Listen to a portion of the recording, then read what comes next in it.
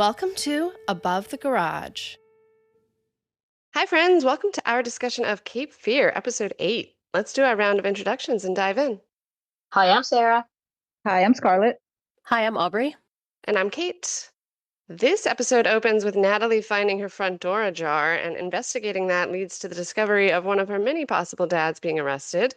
The scopolamine that Tom and Anna planted in Max's house, well, that they had her dad plant, did its job. For now, anyway. Tom and Anna hold hands, and Anna in particular shoots Max as smug a look as we've seen on her this season as he's being taken away in a police car. When they're standing there in front of their house just staring across the street at him, John said, "Look at them just standing there. This is such a dumb family." Yeah. I mean, it is, because they immediately think they've won the whole thing, and it annoys me so much. And they're just like so conspicuous, just standing there staring across the street. Yeah. Yeah, like when they called in the scopolamine, when she called it in. Stupid. Yeah. It's just like, have they not learned anything from the level of planning that Max has done throughout the whole season? And they just think that this one thing, oh, we got him. Yeah. Come on, guys. Yeah, and they never suspected he had his own surveillance on the property. Like, it didn't occur to them ever there could be evidence that their dad came into his house. That's so insane to me. Was there another drug? Am I crazy, or did they say something about another drug that they were going to put there?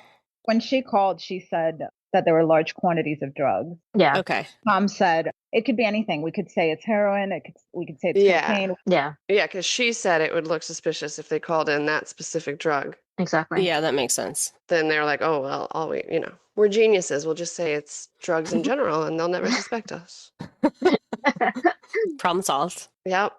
I love when Max is standing there too, and they're asking him about the drugs, holding them up, and he's just like, "I don't know," and like shrugging. His acting was so good there. He's amazing. Yeah, still injecting a lot of humor into this part. It's good. Yeah, it needs it. Zach's in a therapy session during his ongoing psych hold, and it seems like he's effectively playing the sad victim at first, but he can't quite maintain it through a whole session. Instead, moments into the session, the scarier scopolamine Zach comes out to play again. The therapist seems to believe it's a genuine interior battle, Zach fighting to come out from under the disassociation now that he's no longer actively on the drug. And Zach does produce real tears at the end of the scene when he asks, "What self?" So maybe. But as a naturally suspicious person, I feel like he may just be trying to pull one over on the therapist so he can get out of there. More likely, both things are true. I had the same feeling, though, that, I mean, we kind of saw him. I guess we don't know when everything started exactly with him in the timeline of the show. But when we saw him early on, he was still kind of a brat. Like, he was not a nice kid at the beginning either. So you're kind of like, he was troubled from the beginning. You know, you could tell that. Yeah. I would guess that the problems with him started, or at least the grooming of Zach by Nevaeh started after he had his issues with his former girlfriend. Yeah. Like when he posted the nude pictures of her, or wasn't that what he did? Yeah, Yeah. So I think it probably made him more vulnerable to Nevaeh and her manipulation, and then later on Max's manipulation. So I'm guessing that's around the time when it started. Yeah, same. Yeah. Zach says, "Be the man you want to be," and then the doctor is like, "I didn't say that." Maybe that was something that Max said to him that he was repeating back. I don't know. Yeah. Or that Nevaeh said, and that was part of his programming that they were doing with him. That's what I got too. Like, I thought it was something Max would say, or maybe something that even Max's father would say to Max, and Max was saying to Zach as well. But it's interesting because obviously Max hates his dad. So, but still, I feel like he has this obsession of having a son. Like, he maybe has one daughter, maybe he has two daughters, but I don't feel like he's really that attached to them. But I think he is attached to the idea of having a son. Yeah, I get that vibe too. That is interesting. Certainly, I mean, he talks about it a lot earlier in the season, right? I feel like he uses the term son fairly often when, like you said, he has one, maybe two daughters already. And he keeps referring to his wife and son as his family. You know, I want a family. And it's like, you kind of have one. Yeah, dude. But he's only thinking of them as the real family. Right. That's weird. Girls don't count? What? Exactly. That's what I was going to say. Because he treats his alleged daughters, he manipulates them and uses them. Yeah. And not to his son. Doesn't Anna do the same thing to Natalie and Zach? Like she seems more concerned about Zach for sure than about Natalie. So it's kind of like a weird vibe to see those parenting styles, I guess. Yeah. Tom and Anna are still riding the high of getting their neighbor arrested, and they toast the 16th anniversary of moving into this house with apple juice. It's actually a nice touch by Tom, remembering that they were drinking Natalie's apple juice boxes the day they moved in there, since the movers delivered their belongings to the wrong house. Natalie comes down the stairs then, unmoved by her suddenly very happy, romantic parents, and heads to the pool rather than celebrate with them. Should have stayed with her parents. This is the first time I feel like Tom and Anna actually care about each other. Yeah. Yep. Yeah. I'm sure it's fleeting, though. They're just on this high, like adrenaline. Yeah, but it was nice to see that because you think, like, we don't see any of their early relationship, so we don't have any context for why they're even together or what their draw to each other was before. And maybe it was because whatever they did, like, pulls them together. If they are doing shady stuff, then it makes them feel, I don't know, closer somehow. But so this should reignite the spark, framing someone again. I guess. Yeah. Outside, there's a new addition to the pool Natalie should definitely have known not to open. This was impressively horrifying, even for this show, taking a page out of the Book of Seven, but really leveling up. As Natalie opens the cooler in the deep end of the pool, and not only Ray's head floats out, but all of his appendages, one by one. That was mad gruesome. The red filter is so good for this scene, though. Yeah. So good. Yeah. And then the splashing water when she's getting out of the pool that looks like blood. Really cool. It was kind of beautiful. So he must have hacked off all the appendages of Ray before he woke up Natalie at the river. Yeah. Yeah. He drugged her. But how long did she sleep for? Right. It must have been some strong stuff because she must have been asleep for quite a while. Yeah. So I'm wondering, what else did he do? Or did he do that after they got back? Yeah, that's possible too. But he had removed the body by the time she woke up, right? Yes. Yeah. He wasn't wearing an open shirt and he wasn't wearing that anymore. And then I don't know if I caught it or not when I watched episode 7. In his arm, he had like a red mark, which I thought was blood. But I didn't pay too much mind to it until I saw episode 8. And then I was like, oh, got it. I mean, he did shoot him close up, though. So it could have been from that, I guess. Yeah. Just that, yeah. It was in the back, though. It was in the back shoulder. Caught my attention. I'm like, that's not a tattoo. But now, after I saw episode 8, I was like, oh, I think he did all this while she was asleep. But how much drugs did you put in that peach? Yeah.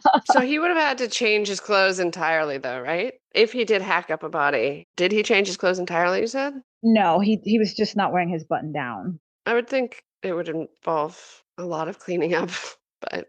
I wonder if just lifting him, like he put him over his shoulder or something, and then it got from the gunshot and then put him in the trunk. Either way, this it doesn't matter. The fact that he cut him up and put him in a cooler in the pool, I literally wrote down, okay, yeah, Max is evil. Like, I'm done having any kind of I don't know. It's like, no, he's... I accept that. I'm done with it. Psycho. Yeah, psycho behavior. As soon as he shot Ray, I was done with him because he was a nice guy. Yeah, and he didn't necessarily need to shoot him at that point. But this is, whole new level of psycho. Yeah, I was done with him in that sense, too, of he's not a good person, which I think we all thought that from the beginning. But yeah, it's exactly what you said. This just takes it to another level of I'm cutting up a body and, putting it in your pool. That's crazy.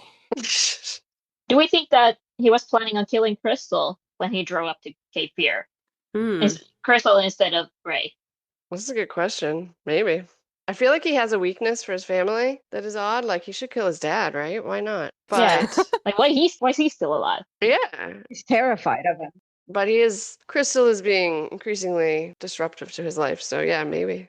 I think he's terrified of his father, but also he didn't know that Natalie had the gun until that precise moment. Yeah. So how he could come up with this whole thing, obviously because he realized that gun must have been Tom's. How did he put all of this together in that split second is also pretty impressive, I might add. Yeah. He could probably kill Crystal without a gun, without too much trouble, I imagine. But yeah. Or was he planning on drugging Crystal? Or was drug peach originally meant for Natalie? Did he just put it there? Did he just make it just in case? Good to have a drugged peach on you. And then he ended up giving it to Natalie when she came with him? Or what was the plan there? I don't go anywhere without my drugged peaches. Exactly. It's a Southern thing. It's like guns. Yeah. I don't know. I felt like the peach was because Natalie had just said that she was coming with him, but there's no way to know that. You're right. Could Yeah, easily yeah. be for anyone. He did that before she came. Yeah, but he did it after he dropped The bait, the bait. There it is. Yeah. which was peanut butter. Peanut butter and not answering her question, and I'm going on a road trip, and then Yeah. she's like, "Oh, okay." Yeah. But yeah, I don't know that his intentions with Crystal were clear because I kind of thought he just wanted to go up there and confront her, but about what exactly, I don't know. Or like, how would that conversation go? Because he's already told her to stay away, and I don't know. Right. I miss I her assume though. we'll see much more of her. Exactly. It's weird that she's been missing for a little while. Would make me nervous too. I would go to her house too if I was him. Maybe she's living in his walls. Yeah. Cannot rule that out in this show. After the intro credits, the police have arrived, taking crime scene photographs and looking at the security cam footage. They have someone on camera, but the face is obscured by a mask. It seems Anna and Tom are suspects from the get-go, as their cop friends instruct them not to leave town and inquire about any guns they own. You can see Natalie overhearing the cops asking about the guns and realizing exactly how fucked she is. And then Tom discovers that too. When he goes to the gun safe, he immediately sees something's changed, and then he checks his 9mm, which confirms his worst fear. It's been fired recently, and not by him. Luckily, he has lots of guns, so he hides that one in the laundry, stupid hiding place, by the way, and takes another one out to the cops. One would think they would ask to see the whole gun safe, since he did tell them that he owned guns, plural, but they don't yet. Yeah, I was like, okay, Tom has multiple 9mm guns, so Handy. good job, Tom, I guess. I don't know. Yeah. I think maybe would they have to get a warrant to see inside the safe? Maybe that's the problem, is that it's like if he offers it to them, good, Yeah. fine, but then they would have to go get a warrant for the proceeding to go inside the house and look further. I mean, they could ask him, right? And then it would I be guess that's shady when he true. turns them down. That's why I would Yeah. have hidden the gun at least like in a different room rather than the laundry basket right next to the gun safe. But it worked out for the time being. Yeah. Then later on, they had the information that he had several 9mm guns, right? Right, Mhm. because you have to register them all. Yeah, So. yeah. It's the same here. They would have had the information. They would have had it from the Mhm. get-go, like the entire list of his Yeah. guns on hand. Tom immediately tells Anna about the gun, which is missing 3 rounds, we learn, right as Max Cady is escorted back home. Their planted drugs only bought him a night in jail, it seems, before he was able to prove his innocence. Anna's had enough and tries to attack Max in front of the cops. Another bad look for the Bowden family that is almost certainly being recorded by onlookers. Dummies. Tom pulls Anna away at least, and Max follows them across the street to dumb things down for them as much as he can. You put me away for what she did. It's your turn now. I like the way he looks at them and just says, "Did your burglar leave something?" Like, no question about the fact that he's confident it's them that did it. I mean, it's obvious, but it's just like, did they think for a second that he wasn't going to know that they did that? They truly believe that they had won. That's it's sad, and it's like, guys, really? Yeah. Yeah, you got a plan for 17 years to do what he's doing. Also, the "you put me away for what she did" sent me on a bit of a spiral. Like, obviously, whatever it is that's been hanging for the whole season that we don't know yet is what they're talking about. But I don't know. I was just like, well, he got put away for killing his family. Did Hannah kill his family? Like, I mean, that's not what's happening. But there was a second where my brain was like, if you would go literal with it, that's what he's saying. Yeah, same here. But I just think, like, what could she have done? Framed him? Not gotten him out? Did he expect for her to get him out? Because they obviously had something going on. Because she left him for Tom. What could she have done? You know, obviously we'll find out at the end, hopefully. But it's just weird. Like, what did she do? So did they like fabricate or plant evidence? Right. Yeah, because then he really didn't kill them. But he's a piece of shit. So it's just like, okay. Yeah. Unless he did, which I was thinking earlier in the season, like, if he did kill them and they planted evidence, then it's still, that's the reason that he went to jail for doing it. You know what I mean? So, like, the evidence planting doesn't have to mean that he didn't do it. It just means that it got him caught. Yeah. True. If that's what they did. Or what Anna did, I guess. Because it sounds like Tom doesn't know what she did. Or doesn't know the truth of it. Yeah, it seems like Anna did something, but also Tom and Anna have talked about doing something, you know? Right. Like, Right. there's 2 things that have been Exactly, done yeah. that we don't know about. She hid part of it from him, I guess. Right.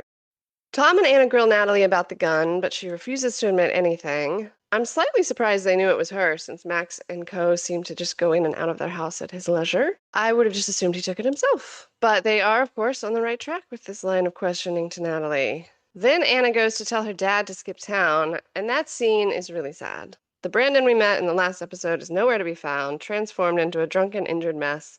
He got bit by Romeo when he was planting the drugs.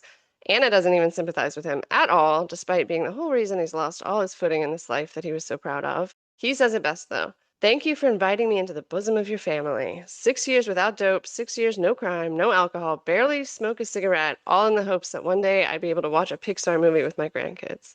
She tells him he has to skip town, insults him in the process, and he's right. He needs money to do that. She acts like he's exploiting her, which maybe he is at this point, but he definitely was not what he was after originally. He does need money, though, to disappear, and he asks for $100,000. Do we really think that he's a changed man? I think he was. I don't know. At first I thought so, and then when I saw this scene, I took it the other way. And then because of what happens afterwards, he really was looking for a way to fuck her too. Yeah. Mm-hmm. I don't know, but that's the impression that I got when I saw the whole episode play out. Mm-hmm. I think that his motivation was pure in trying to get back on his feet and see his grandkids again. And I think that it is just, it's very easy to lose your sobriety and lose yourself, and that she pushed him into that. And so, Yeah. because also he's fucked, but, he is going to go back to jail. I think he originally had pure intentions. I think he genuinely wanted to see his grandkids again, but Mm-hmm. I also think that, well, it's based on what he does later on in the episode, that he definitely went to Max's side very, very easily. Quickly, yeah. Yeah, Fair. yeah. I'm sort of on the fence, but I think his original intentions were pure. Mm-hmm. But I guess he sort of figured that, okay, this didn't work out, just fuck everything. Yeah. And it seems like maybe a pattern. I mean, obviously in this particular situation, the stakes are higher with what Anna asked him to do and what he's done and how he's reacting to kind of claw his way out of trouble now that he's obviously going to be in trouble for what he did, for what she asked him to do. But it does kind of seem like maybe this plays into a history of him being disloyal, fickle with her, or not standing up for her, or being there for her in the past, which has created the rift between them maybe to begin with. The more admirable thing as a father would be to go down for her and just go back to jail and not do what he does, for sure. Or loyal to a convenience, like, I'm going to do this, but what can I get out of this? It was a transactional situation for both of them, because, I mean, did she really think that this was going to, well, obviously we know they did think that this was the best idea ever, but why would you call someone that you clearly have issues with? It's not a clean slate. So you thought that because he was your father or somebody close to you, he was going to abide by what you wanted. And he showed you time and time again, as we assume, that that's not really the case. So why would this time be different? That's on her. Yeah. Yeah, and I mean, when she presented what she wanted him to do, it was definitely like, I'm using you completely, right? Sure. And then when he realized that she was doing that, he turned it into like a two-way transactional street, because he was like, okay, fine, I'll do it. And now this is what I want from you. So I don't think that he, like Kate was saying, I don't think that he was planning on that conversation being transactional, but he pivots quickly, clicked into it when he realized that's what she wanted from him. And he's like, well, then fine, that's going to be our relationship now. You take something from me, I take something from you. Yeah. Yeah. It's all very shitty. So I think they mentioned earlier on that both Max and Anna, they had this troubled past with their fathers. With their fathers, yeah. But I don't think their fathers are exactly the same, or they're not depicted the same, because Anna's dad is like an unreliable drug addict, and then Max's dad is like pure evil, abusive, cruel, exactly. So it's slightly different, because I feel like Anna's dad is probably not evil at his core. He's absent and disloyal, like we said. Yeah. Good call. Mm-hmm. Natalie, as usual, identifies the most logical first step to her problem. Call Max and ask him directly if he used her gun to kill Ray. He lies, of course, but I still admire Natalie for getting straight to the point and going straight to the source. Max never directly answers her question of whether she killed Ray, which she calls him out on, and then he does it again. Just says they would do anything to send me back to prison, implying her parents did it, but never outright denying that he did. Yeah, she really takes action on things in a way that Tom and Anna don't. Yeah. Even though it's not, like you said, necessarily going to result in a truthful answer, well, she can read his reaction to it, and she now knows that he's lying about it. Right. She can sense that. It's a great first step, even if it doesn't solve the problem. Yeah. I kind of hate how intrigued I am by his restaurant, honestly. Yeah. Like, It came together quickly, too. I'm like, what you got there? Like, what's going on in there? He's walking out with a peach bourbon, and I'm like, you got cute vibes going on? Like, how do I make a reservation? Like the aesthetics. Yeah. Yeah. It does look cool. What kind of cuisine? Yeah. He said it was going to be the same menu that he had before. Yeah, when it was called Melissa, and now he's calling it Melissa and Adam, right? Uh, It's kind of wild that they're going ahead full steam with this while all of this other stuff is happening. Doesn't seem to be halting progress on him having a business.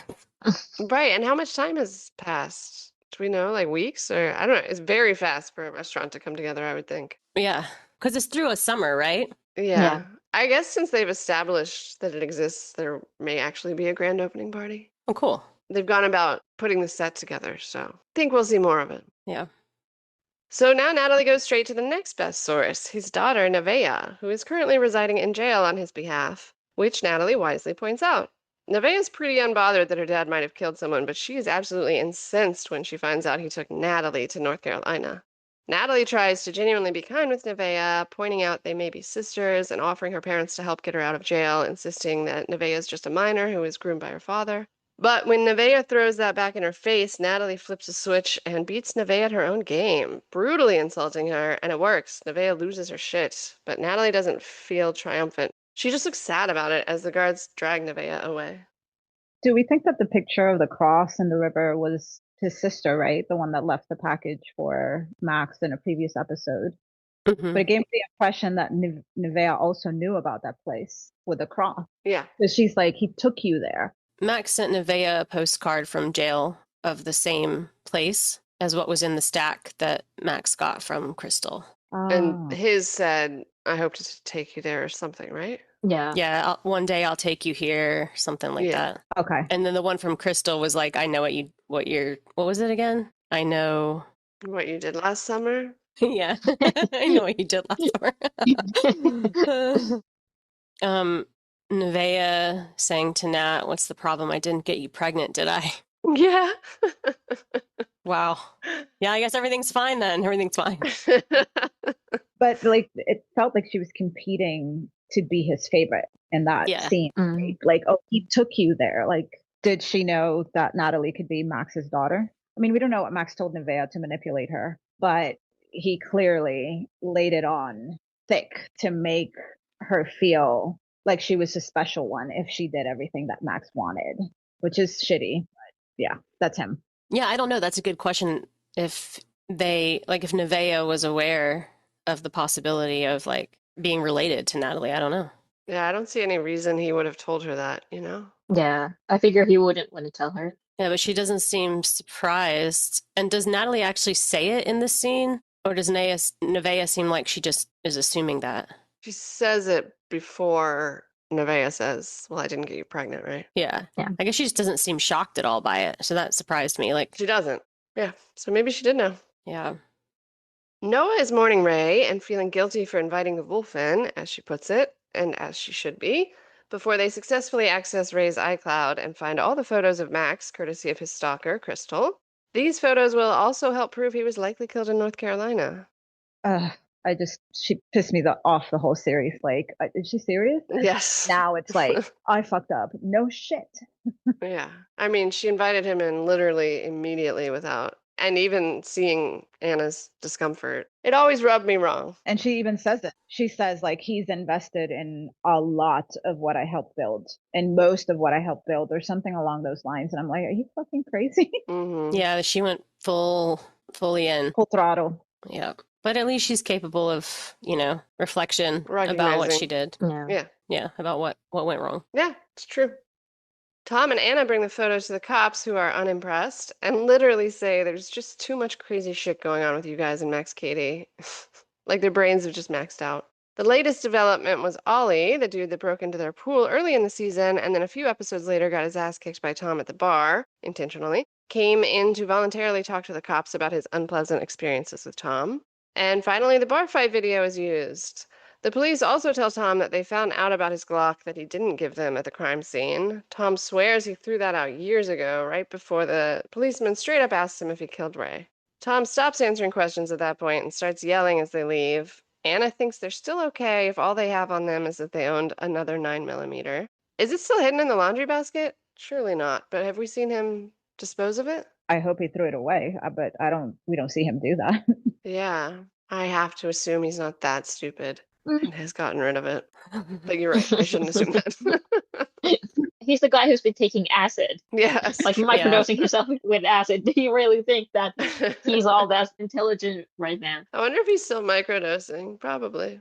I mean, he has this great idea. He's telling Anna, he's like, "This is the only thing we got. Like, we got to do this." Yeah. Planting the evidence. It's like, aren't you guys lawyers? Like, first of all, don't you know that that's gonna like not work? And second, like, just hiding the gun is not gonna work. And if you threw it away, you're supposed to say that you got rid of the gun, especially if it's registered. You're a lawyer. Yeah. He'll get in trouble for that, but less than if it is determined to be the murder weapon, I imagine. Mm-hmm. I mean, at least he did pull that lie about the gun together pretty quick. Like, he must have had that either planned, like, this is what I'm going to say if they ask about it, or that's maybe what he actually did with it after the fact. We didn't see him do any of that. Yeah, but... I guess that's how you have to dispose of it, because he said I sawed off the barrel. Like, it sounded like a labor-intensive process that must be required to get rid of the gun.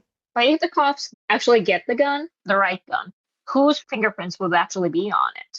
Right. Yeah, well, Max surely wiped it off. right. Yeah, but Tom's would be there, but would Natalie's? Yeah. Is it possible that Max put the gun in Natalie's hand while she was asleep in the car? Yes, very possible. Well, Natalie had to put it back after Max wiped it off. Mm-hmm. Yeah. So probably Natalie's and also Tom, because Tom grabbed it and put it in the laundry basket. Yeah. I would hope Tom would wipe fingerprints off, but again, he's not very smart, so you can't assume that.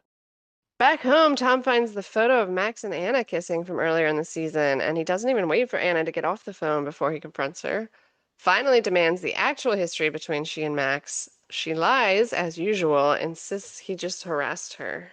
I'm pretty surprised that she's still not coming clean with Tom at all at this point. The story is confusing, though, because she still hasn't actually said what really happened between them. Like, she keeps saying, I don't know what happened.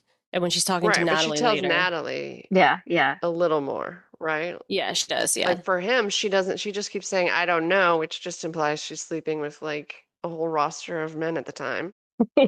As opposed to saying, I drank a lot then, I blacked out the night that I hung out with him, Like, right. I feel like it's not great, but, like, giving him that information is better than what you're implying by saying, I just don't know. I just don't know. Exactly. It's right. not like Tom doesn't know that she's a recovering alcoholic. Yeah, exactly. It's been discussed a lot. So yeah, it's not like a big leap to tell him this.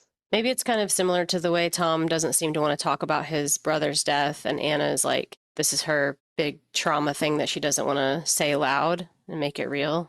Yeah. Well, she doesn't. Yeah. She says it to Natalie. She's drunk, though. Yeah. Well, I know she's drunk, but you could see that she really tried to like erase that part of her life. Like, she's really embarrassed about it. Yeah. So yeah, it's easier to come clean and just say it than just to say, I don't know, because a lot of things are going to go through everybody's minds. Like, what did you do? Mm-hmm. But like, yeah, when the question is, did she sleep with him? And then your answer is, I don't know. That's going to sound like really strange. Right. You kind of have to say a little bit more to your husband, but I guess not.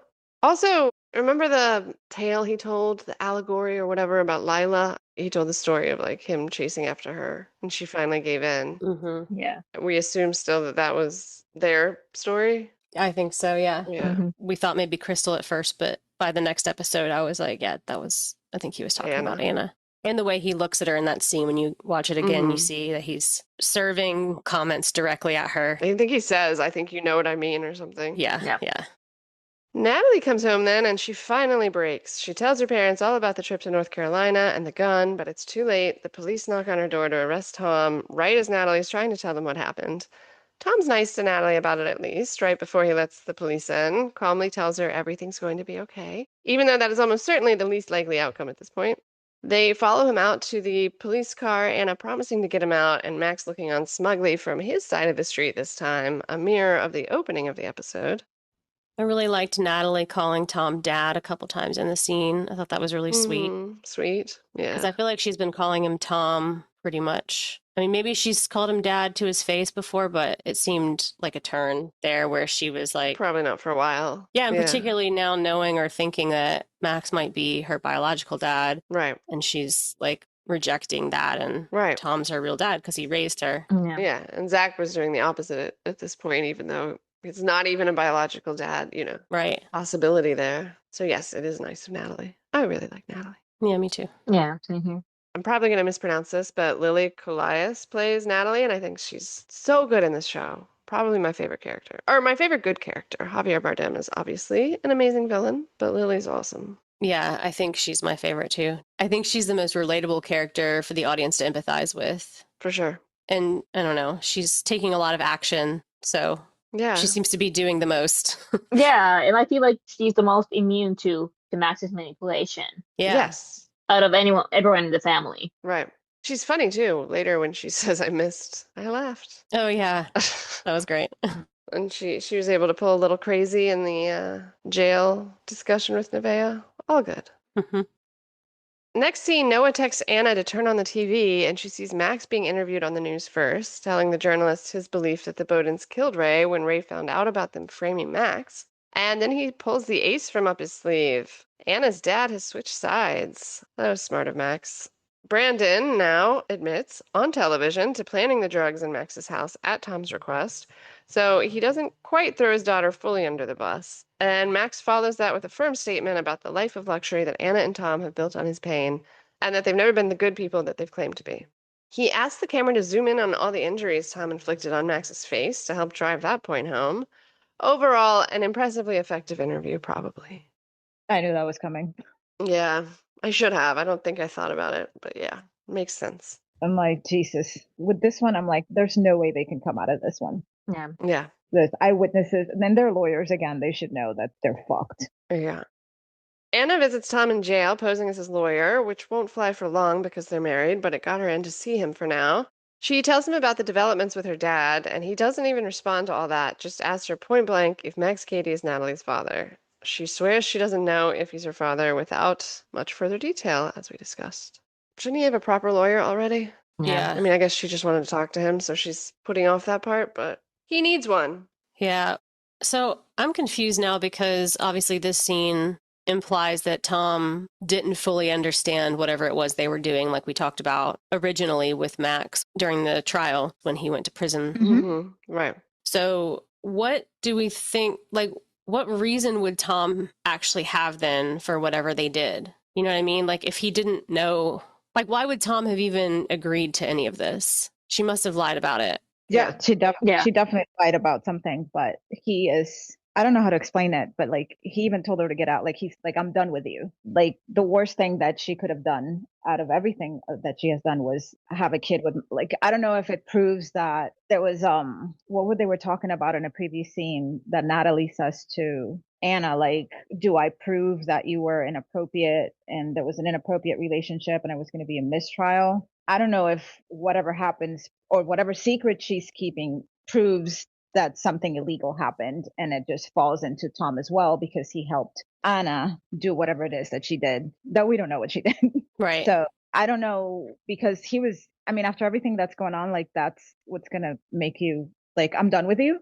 I think it's more about, to me, I read it as more about the fact that it seems like she manipulated Tom at the beginning of their relationship into doing this that sent a man to prison. And like, whether or not he's guilty isn't the point right now. The point is that Anna, manipulated Tom, used Tom for her own purposes. And now is like the fallout from everything. If it's because of that, then Tom hasn't had the information that he needed to actually fight the real threat. Because this whole time it's been about like, well, maybe Natalie is, I mean, there's other things too, but maybe Natalie is Max's daughter. And so that piece of information could have helped Tom act differently throughout this process. Right. Throughout this whole summer where Max is threatening them. And like Tom doesn't have the information to play the right game, I guess, and has been lied to for all these years and feels betrayed by Anna.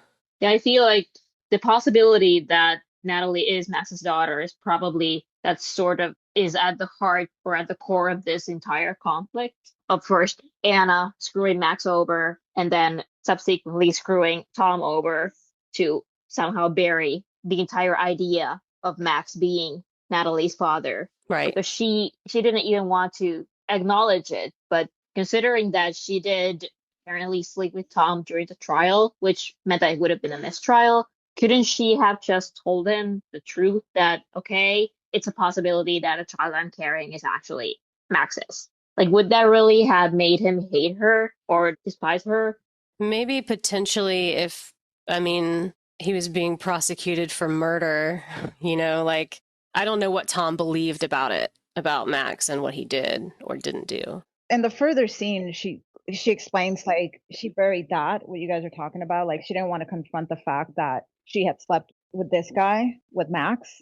And I think she was fine with it, quote unquote, until they discovered their wife's body. Because he says that something changed between them. And then she gets with Tom and she says, like, I married a good man. Like, I built this good life once I buried Max. So I think that's maybe the symbolism of what she did or how she did it in order to manipulate everybody. Mm-hmm. I don't know. All this also made me think of how she kept saying, I think that this was all a massive overcorrection on my part. Like I overcorrected when she's on the acid. So, right. Yeah, so like I feel like what she meant was that she overcorrected. We don't know exactly how, but she overcorrected after the mistake that she made in maybe sleeping with Max. Right. So that's what I'm guessing. Yeah. Mm-hmm. Yeah. Yeah, which also made me feel like at the time even that she was implying she had used Tom to cover for her mistake in a way. Yeah. But it's weird because like using the prosecutor Yeah. is not your cleanest route to what she's trying to do there, you know? Yeah, but I guess it gave her, like she said, this safer life and cover for the mistake with Max or cover for whatever happened with Max because if Tom is involved too, then it's like, Well, yeah, it's very salacious gossip already and yeah, she's juggling a lot. no room to even think about this Max thing. Yeah. Yeah. She hands Max one more win herself, stopping by the liquor store on her way home to throw away her 16 years of sobriety. Natalie finds her drinking and steps up to parent her mother, gets her coffee, like Max did for her, and she asks her gently, what did Max Cady do to you? Finally, Anna comes clean, possibly clean. We don't really know what happened.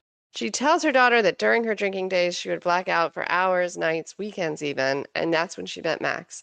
At that point, she thought his wife had just left him, so she went out for drinks with him, and she doesn't remember what happened that night. She blacked out. Right after that, his wife's body was found, and Anna finds out she's pregnant, and that's all she remembers. She cleaned up after that and married Tom, built a good life, and buried Max Cady, just not deep enough. Natalie asks the obvious question in response to that. What does she mean by buried? But doesn't get an explanation. Anna just tells her daughter that Max won't stop until either they're dead or he is. And then Natalie puts her mom to bed on the couch. Yeah, I really liked the way they shot those last couple minutes where Natalie is sitting there and her mom's lying on the couch and she's thinking through her options. You can see her processing it like he needs to be dead for this to end. Yeah. I mean, her mom kind of planted that idea in her Yeah. head too, right before Exactly. passed out. Yeah. And then the way the shots kind of blend into each other and fade back and forth and the crossfading, it was cool. I liked that. Celiana Cardenas is the cinematographer, director of photography for every other episode, basically 2, 4, 6, 8, and she's did 10 as well, it looks like. But beautiful work by her and also by Eben Bolter, who's the other cinematographer, director of photography on the show. So 2 of them are making a beautiful show. Yeah. When Anna says to Nat, when I found out I was pregnant, I didn't know if it was Paul's. She says it, and that really bothered me because she's literally talking to her daughter and saying, if it was Paul's, like, if you were Paul's, it was a weird phrasing to me. That's very funny because it's actually her that she's speaking to. Right. Across the street, Max is looking out his window at all the attention he's getting from the mob of press and probably some admirers sprinkled in, before he has a painful brain glitch again and sees his dead wife and son. His maybe real daughter comes in right then, demanding he tell the cops the truth. Max tries to talk Natalie down, implying he's the one person in her life that loves her, will take care of her, but Natalie's done with Max's bullshit, and she pulls a gun on him. He calls her bluff as he advances on her and then decides to switch to aggressively daring her to pull the trigger until she finally does. He's writhing on the floor in pain, but notably not dead. I was so mad. About this turn of events, or? Just like, again, the planning. People, the planning. Like, you just go over there, you're not going to shoot him. Right. And if you do, how are you going to claim self-defense? You went into his house. I know I'm thinking way too much into this, but yeah. I do think in Natalie's case, she's sort of resigned to the consequences, though, whereas the other people were doing things thinking they were going to get away with it. I'm not sure that she had that vibe here of like... No. Good distinction. Yeah. So do we think that Max saw this coming or no? I don't think so. I don't even think, I kind of felt a little switch mid-scene where he was actually like trying to talk her down and be a dad, etc. And then suddenly he was like, wait, this could work in my favor. I'm going to fuck her over too. Yep. And starts like daring her. Yeah. Yeah, I felt the same way too. Yeah. But yeah, she's fucked. Everyone's fucked. They're making it easy for him at this point. Yeah. Yep. But yeah, you're right. Because he's been, I mean, even though he's obviously been manipulating her and lying to her too, he's been kinder to her and paternal. Yeah, actually didn't seem to really want to fuck her over the way that he has everybody else until this scene, like you said. I think he operates that way because how do we know he didn't do this to Nevaeh as well? Yep. Yeah, I don't know why. It felt genuine to me between him and her, and he hasn't with anyone else. Everybody else he's clearly playing, and I feel like he maybe cared about Natalie a little. But you're right, could be wrong. He manipulates everyone, and in the end, he fucks her over too, so... Right. Yeah. It's like what he did with Ray was kind of like in the moment. He pulled that together in the moment because he had no way of knowing that guy was going to be there, I think. Mm-hmm. And the same thing with Natalie. Like, he did this in the moment as well. So that's pretty impressive. Yeah. Yeah. He's really good at improvising. Mm-hmm. He is. They are not so good. Everyone else. I liked when he says to Nat that she probably doesn't know how to use the gun, and I'm thinking back to the drone where she shot it with the shotgun, like one shot, perfect. Like, guess you didn't see that because she definitely knows how to use a gun. All of the candles around Max's house, it's beautifully lit with all these candles, but like every time in a movie or a show when somebody walks into a room and there are like 27 candles lit, it just makes me think how long it takes to just go do all of that. And then like the logistics of it. By the time you light them all, the first one is like burning down and it's just yeah. But it looks cool, so. It looks very cool. I could buy that he needs to have that aesthetic in his house for himself. Sure. I wondered if he was gonna do a ritual or something. Oh yeah. Yeah, I was wondering about that too. That could be It didn't seem like there were other evidence of that, so. He just likes his candlelight. He did it in the dinner scene too, where they come over, there are candles everywhere. Did we see the dog, Romeo, in the scene where Natalie comes in? That's true. No, I don't think so. No. He's nowhere to be seen. So where did Max put him? I don't know. It doesn't sound like Anna's dad won in his battle with the dog, so presumably he's still around somewhere. By the way, has anyone talked about the murder of Nevaeh's mom since it happened?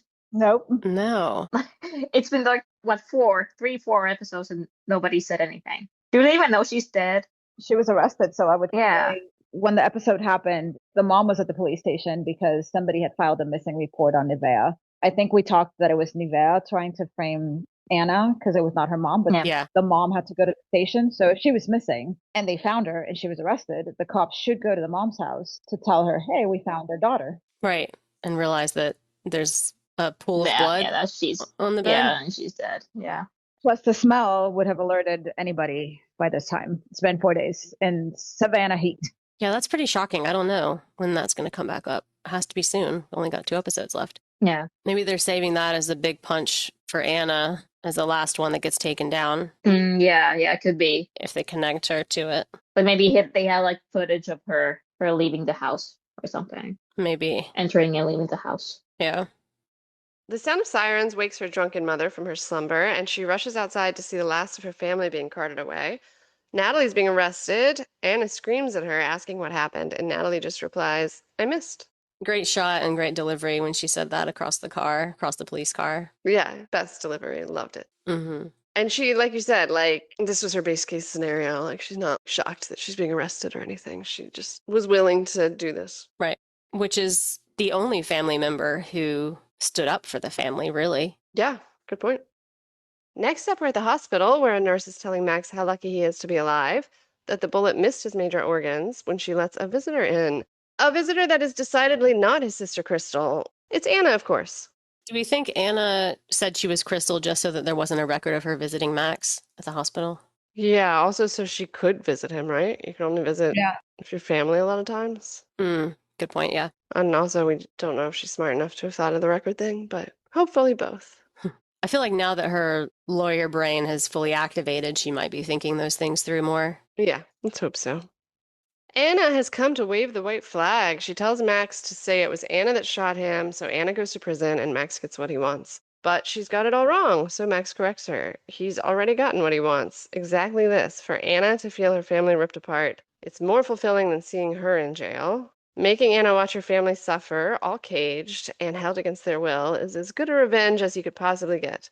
She grabs his face and promises to kill him then, to destroy him when the nurse saunters back in. And then Max says the name of the episode, which, translated to English, means God's timing is perfect. Small consolation for Anna. Max does at least appear to be in some real pain. Anna says, "You killed your wife and your son." So does she believe that? Do we think she actually does believe that? Maybe she has to believe it if he didn't do it and she framed him. Right. Yeah. At this point, I don't know. I don't even know. I think it's probably a blackout situation again. Like, I don't know why he keeps saying, like, she did it. You frame me for what she did. Right. I think that makes for the possibility in my head that she blacked out while she was with him and did something Mm-hmm. and doesn't remember. So she tells herself that he killed her. But I mean, it's really weird that she would kill his wife. So I don't know. Yeah, I really hope that they show us the whole scene of what happened. Yes. Like the whole last episode, maybe. I have wondered because everybody's in jail or psyched or whatever now. There aren't that many characters remaining, and there's 2 episodes left. So I'm hoping there's a lot of showing what actually happened, acted out. Yes, that would be good. Also, we don't know what Crystal knows or what her purpose is. Like, if it's going to turn around in the end for Anna and her family to be victorious, I guess, or get out of whatever it is that they did, the one that holds that key is Crystal. Yeah. The evidence is Crystal.